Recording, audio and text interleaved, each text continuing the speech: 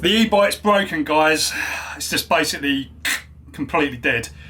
Basically what's happened, the battery's failed, so I've got a bank of cells in the batteries that's basically just completely gone, which is really not good. It's got, the battery had a BMS and everything, like everything's been looked after, but yeah, that's happened. And also at the same time, just literally at the same time, the Adapto speed controller just went crack and just basically just broke completely. So I came in and basically just turned the bike on and just checked the voltage level as I normally do, just make sure the voltage is okay. Noticed that the voltage was a bit strange because of the something was going on with the battery, which I then, after I found that out. But what happened when I went to turn the bike off, I just turned it off with the key switch, the back wheel just went jolted and moved the bike forward, so that's unusual. And then when I went to turn it back on, nothing. So I checked the circuit breaker and it was basically clicked off. So I clicked the circuit breaker back on and it just went crack and just flicked back to the off position, so something not right. So I checked the wiring, everything was sort of looking fine, no problems there. And then, because I know a little bit about these sort of problems, what I did was check the back wheel. So I raised the back wheel off the ground, turned the back wheel around and found that it was basically, it was pretty much seized. So what happens is, if you get a problem with the controller, I believe it's to do with the FETs inside the controller. If you get a problem there, it ends up like a short circuit, which means the back wheel won't turn because you've effectively shorted out two phases on the motor. So that is an indication that the controller has got a problem, most likely blown FETs or something else. But this leads me on to something, because after doing a bit more research, I found that so many people have had problems like this. Like I've been reading on the forums, people saying, oh, you've got to send your controller back to Russia, or you've got to try and attempt to fix it yourself. I mean, this controller's not even a year old, so I wouldn't expect it to fail early. It's been kept inside the bike, no water's sort of got on it, it's kind of been looked after, it's not reached any ridiculous temperatures or anything like that. So yeah, a bit of an annoying one. So what I've done is I've packed that controller back off to Adapto in Russia, which cost about 40 quid to send it back there, because they want it sent by EMS, which the only way you can get it to go by EMS in the UK is to send it by parcel force, and then it gets forwarded over. Anyway, they've agreed to repair it, that's all good. God knows how long that's going to take. But meanwhile, I've actually got hold of a slightly smaller Adapto controller, so I'm going to be running on sort of reduced power in the meantime. But I just wanted to get the bike up and running again. So Arta from Vector e-bikes very kindly sorted me out with a MIDI E controller, Adapto MIDI E controller, which is, it's like the 8 kilowatt version. I mean, I was running 8 kilowatts at the start of the e-bike journey, so it's kind of fine just to go back to that, just so that I actually get the bike going. And then of course the other problem was the battery, and so I tested all the cells in series and found that one bank, it's basically a 20S 10p pack, the pack I've got, made by Insat in the UK. Jimmy made this battery, and it's a fantastic battery, but something strange has happened, and I've got a feeling it's to do with the BMS. It's nothing to do with the construction of the pack or anything like that, I don't believe, because these guys make excellent batteries, but it's something to do with the balancer circuit or the charging system. Something's gone really wrong here, and we want to find out why. But basically one of the series banks is completely gone, so no voltage shown at all. So that's so annoying. But I first noticed what happened was it wasn't charging to the full voltage. So normally it charges about around 83 volts, and then the charger would cut off and then it'd sit at 83 volts, but it was only making about 81. So that's a good indication something's gone amiss there. But yeah, it's really annoying, really annoying. So I mean, to get the bike going, I've got the MIDI controller, and I've also got basically a bunch of these batteries. I've got 4 of these batteries. These are 36 volts. You've seen them in the other video where I put them on the quad. So I'm going to wire up 2 of these in parallel, 2 of these in series, and that should give me 84 volts, 12 amp hours, which is kind of about half the capacity as I had before, but it's a bit lighter. The bike's a bit lighter. Anyway, it should get me going. It should, I don't do masses of miles. I was always finishing my rides with like 20 amp hour to spare anyway. So hopefully it'll work. And I've tested I've done a little bit of testing so far, and it does work, but I need to fine tune the controller that I've got on the bike at the moment, because I don't know, the controller seems to be heating up a little bit. Anyway, you might have also noticed I've got the saddle on here, so I've switched this over for the time, but while I was messing around with it, I just went back to the saddle because I do find it a lot more comfortable for kind of doing, you know, distance riding, and yeah, it just makes a change. I just want to, you know, see what it's like. Got some funky new pedals on here as well, which look quite nice. But you can see here I've got these two little 36-volt batteries in it. That's just, I was just testing. That's not the final setup. What I've also done is made this little harness, which the idea is to connect two of these in series and two of these in parallel to give you a block, and I'll show you it when it's kind of assembled.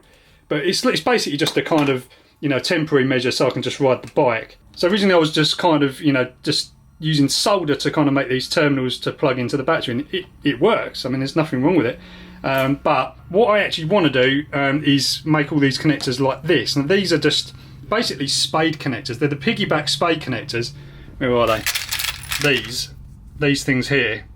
And what I've done is I've just basically bent that out and then back in on itself to give you like kind of like a long connector, which, yeah, it basically goes into the terminal and it don't come out unless you really pull it. So this is going to be a much more sort of reliable solution. So this harness does, as I say, two in series, two in parallel. I just need to put the other connectors on the end of this, and then we'll give it a shot. So this is what I'm doing. I'm basically bending this out. I don't know if you can see this. I'm looking at the camera from a funny angle, and then basically just bends that back on itself like that, and then you can see that, and then what I'm going to do is just hammer that down so it's all flat, and then you can just keep hammering it and tapping it so you can get the right thickness, and then you can basically just use that as the terminal. Here's my terminal, and then put that in there, and that is as tight as you're ever going to get anything. It's better than the other way. So that's it. Now we've just got to solder that onto the wire and then do the other lot quick as possible. Alright, almost there. Just got to heat shrink that last one.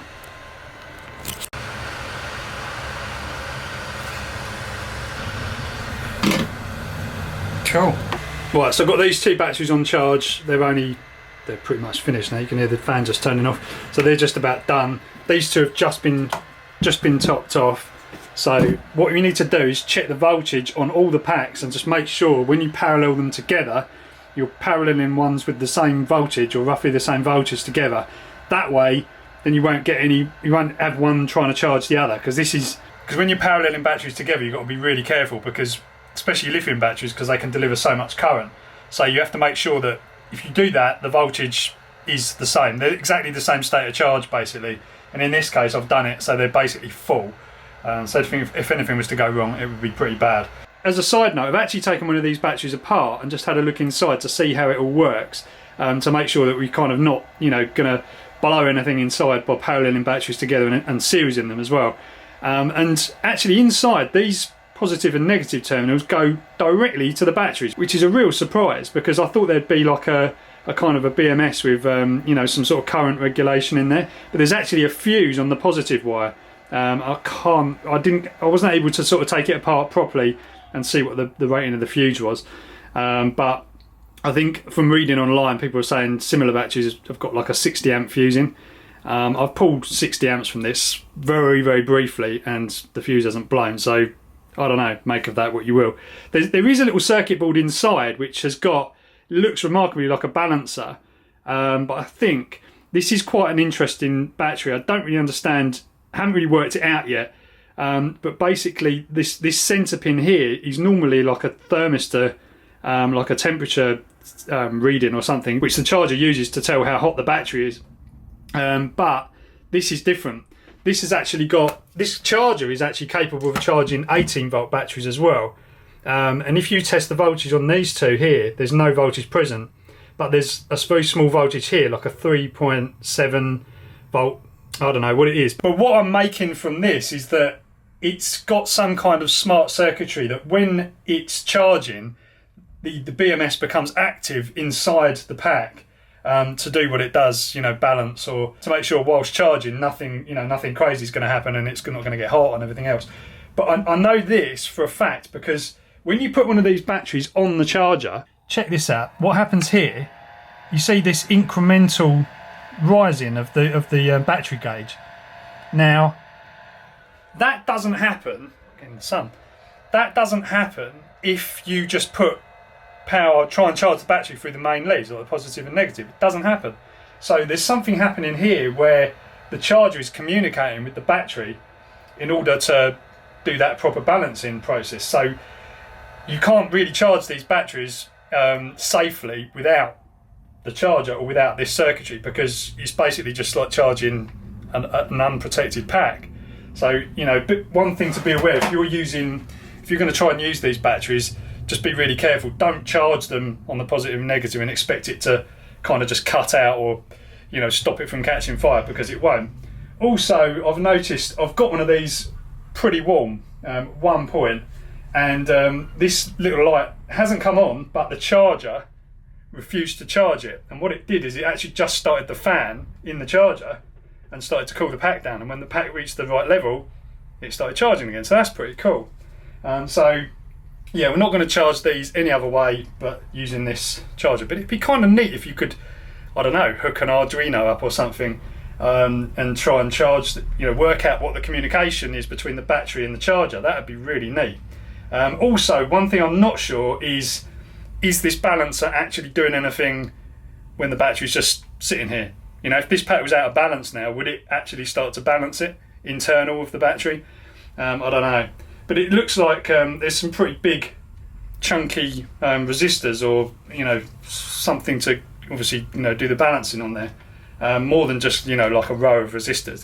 They're quite chunky. They're quite chunky looking things. So I don't know. Anyway, let's get these batteries hooked up into a bank. So I've just temporarily stuck them together with just a tie wrap around there to make it easier. So I've started by putting all the positives in, and then I'll put all the negatives in. Now, what you can do when paralleling batteries is you can actually use like a meter, an ammeter, an amp clamp, just to see if there's any sort of charge current going between the two batteries, just to be on the safe side. So when I connect this bank up, makes a parallel bank, and you might see sort of some current on there. So you're seeing a little bit. These connectors are really tight now. Right, so here we have our 20S 4P, because each battery is a 10S. You've got 2 in series, and actually inside the pack you've got 2 parallel. So it's 4 in parallel, 20S in series. So the whole battery is a 20S 4P, 12 amp hour. And to clarify that, 83.8. So there you go, guys, it's in. I really like how that looks, actually. I'm not going to lie, it actually looks pretty damn cool. Yeah, so I've just got to hook up these power leads, and then it'll be good to go. You might have noticed I've got my controller on the outside here.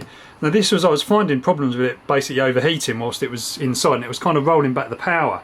So I've decided to just try having it mounted on the outside, and just see if the airflow actually helps it out a little bit, because it's kind of annoying. It's just like rolls back power, even like just doing like 35 miles an hour just continuously. So you do like a mile run and the temperature would just be creeping up. So I don't know whether it's it might be motor tuning, because you can tune the motor on these particular controllers to, there's so many parameters, it's crazy. But for the moment I've just been running on like the auto detect settings, which is what most people do. But it has been getting warm. Right, just had some lunch. I can't get out the front drive. They're tarmacking it. It's good, but it means I can't go on a test run yet. Right guys, this has turned up as well. Heatsink. This should help the heat issues as well. Makes it look like some kind of crazy futuristic thing. There you go. See what that performs like. Stuck my circuit breaker behind the seat now. Good to go. Typical, isn't it? As soon as you come out for a test ride, it starts raining, and I forgot to put my gloves on as well. This won't be a long one, guys. Alright, so doing 46 amps. All's looking pretty good.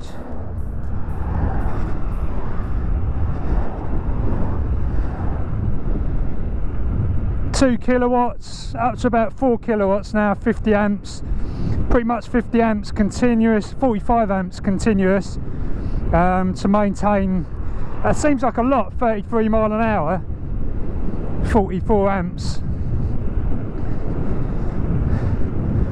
I guess I've got a bit of a headwind as well.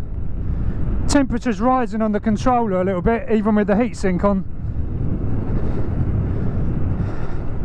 Not sure this tune is really that right with the old current settings I've got. It feels very smooth, but I don't know.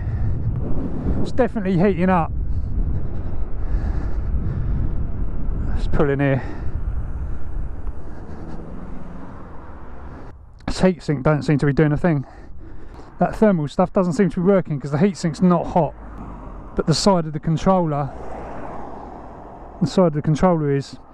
Let's try some boost settings. My boost settings are set to, let's have a look, 80 battery amps, 268, bit of a random number, phase amps, 268 phase amps. Give it a bit of beans. Oh, it definitely feels good. 35 mile an hour.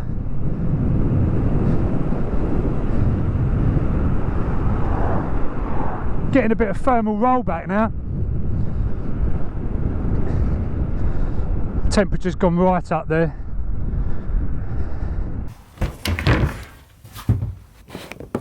Right guys, so it's a bit later now. So this evening we just went to like this garden centre, and they had like kind of a Christmas thing on. Planes are taking off in this direction, so you can probably hear them in the background. Yeah, no, it was good. It was good though to get into start to get into the Christmas vibes. They had, you know, all sorts of stuff going on, music playing, mulled wines, mince pies. You know, yeah, nice. It was really good. But yeah, so back to the e-bike. I don't know what's going on at the moment. This is just overheating. So I was pulling basically 40 amps continuous, 30 mile an hour, and it's just overheating rapidly. So I probably didn't get a mile before it was overheating. Now the previous controller didn't do that, but this one is. It's a different controller. It's a lower power controller, but I'm not pushing anywhere near the limit of it. It's probably, you know, a few kilowatts, 3-4 kilowatts. So there shouldn't be any issues there. It's mounted outside, as you saw. I've got the heatsink on the top of it. You know, the heatsink really probably should be on the side of it, because you've got the where the FETs are screwed into the side of the controllers, basically where the heat is generated. So yeah, perhaps I could do something there, but it just shouldn't be overheating, especially in like cool weather as well. So I don't know what's up with that. That's just weird. The settings aren't over the top, the phase amps or all of that stuff. So I need to. Well, I've emailed. I've emailed Vector Bikes about this and been scouring around on the forums to see if anyone else has had these sort of issues. And there has been a few issues like this, where people are sort of getting, you know, this kind of thermal rollback where you hit a certain level and the temperature rises of the controller and it just basically reduces your power, so you end up, you know, kind of just going along and it just feels like you put the brakes on. So yeah, I don't know what this is about. I think there was some talk about it being tuning. The motor tuning should be, you know, needs to be adjusted, you know, if that happens. But it's quite a complicated thing. There's lots of different settings, lots of parameters to change, and you need to basically have the back wheel off the ground, and you need to be listening for, you know, the different tone of the wheel and see if it's smooth or not, stuff like that. So I'm gonna have to really dig into that and see what happens. I've also emailed Adapto directly and to ask what they think that could be the problem. So if any of you guys have got Adapto controllers and you've had this issue before, please let me know, because it's quite an annoying one. I was expecting to just kind of, like before, just get the controller, plug it in, do the auto detect, you know, not really have to touch anything manually, and then yeah, pretty much good to go. But obviously with this controller, slightly reduced power, as I said before, but you know, just as a kind of getting me from A to B vehicle, I was happy with that. I don't need 14 kilowatts to start pulling wheelies and doing all kinds of, you know, crazy stuff all the time. I, you know, generally want to use this to get from A to B. Is what I have been doing. Anyway, so what I'm going to do is I'm going to suspend the wheel up tonight. It's getting late now, so I'm just going to get this ready for the morning and just stick the back wheel up, and and, you know, snapshot some settings on the controller just to try and, you know, see, just to try and compare different settings. And I don't know what, I'm just going to take some notes basically of what the deal is, and hopefully we'll see. So I've got this dodgy little stand thing here. It's just like a kind of paddock stand for a normal bike. It just about fits on the nuts either side of here. So I'm going to raise that up, stick the stand down. I'm going to raise the back up and then try and get to the bottom of what's actually going on. See if it is settings. This heatsink here, I mean, I don't know if this is actually really doing anything, because this was kind of barely any temperature change at all. It just felt cold. But the other side of the controller, where the FETs are, they're sort of down there on the other side, that was where the heat was being generated. So probably need something down this side. I don't know, but I just don't think that's the problem. I don't think there's something else. There's something else going on here. I'm not working out what it is yet, but we'll get to the bottom of it, guys. We'll get to the bottom of it. Right, so the rear wheel of the bike is suspended now. Somebody has mentioned do a system reset and see if you can just, you know, go through the settings again and basically reset the controller. So I'm going to try doing that and just see if it makes any difference. Still got 2 miles showing on the trip meter, so right, that's definitely okay. It's definitely reset it, because now the throttle isn't working, nothing's working. Right, so I'm just doing an auto calibration now. This is what happens. You just run the back wheel and it just goes through the setup, and then it sort of fine tunes it as it's going. So I've done this. This will be the second time I've done this now, or probably the third time. And then you get the seriously fast calibration, which is a bit scary because that back wheel's creating so much air. Right, I'm going to put the camera down just in case something goes wrong. Yeah, that is pretty scary when that does that. But we've got a result here, successful. So get out of this. Actually noticed that the controller is not warm at all, and on the first calibration it was. Well, that seemed quite interesting. That actually feels a lot smoother now. Doing that second auto calibration, it went a lot better than the first couple of times that I did it. The controller doesn't feel hot now when it was doing the calibration. So I've got my hopes up. I'm going to have to just wait until tomorrow to try it. But anyway, I don't know if I'm going to put that in this video or if I'm just going to end this video here. But anyway, I'll let you know how it goes either way. Thanks for watching. All part of the e-bike journey, which is, you know, when it's going good, it goes really good. But when it goes bad, then yeah, you've got to try and uncover things. But it's all good fun. It's all a big learning curve basically. So yeah, hopefully you found it interesting, and I'll catch you in the next video.